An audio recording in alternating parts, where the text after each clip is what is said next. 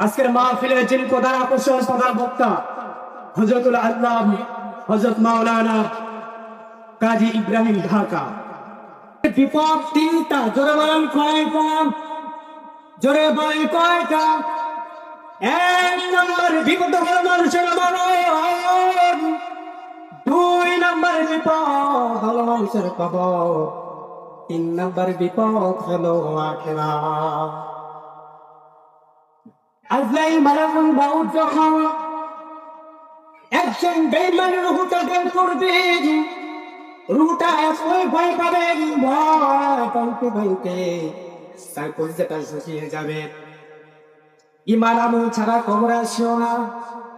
আল্লাহ তাআলা বারবার মানুষদেরকে সতর্ক করে দিচ্ছেন, ও দুনিয়ার মানুষরা, তোমরা কবরে আসার আগে ঈমান আমল ঠিক করে কবরে আসবা। কুল্লু নাফসিন যায়িকাতুল মাউত, প্রত্যেকটা প্রাণীর মৃত্যুর সাধন গ্রহণ করতে হবে। আপনি যেখানে লুকান না কেন, আপনি যদি আসমানে লুকান, আপনি জমিনের নিচেও যদি চলে যান, এরপর আজরাইল মালাকুল মউত আপনাকে ধরবে, আপনি মৃত্যু থেকে পালাতে পারবেন না।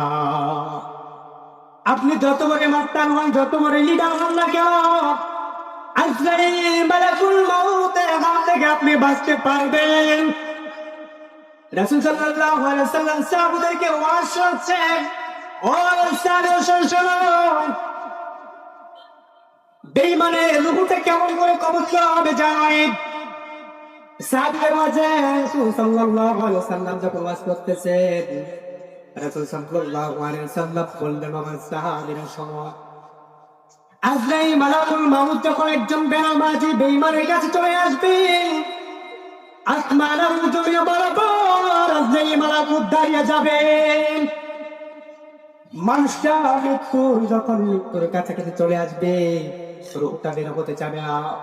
আজরাইল মালাকুল মাউত রূহটাকে থাবা দিলেন, রূহটা বের হতে চাবে না।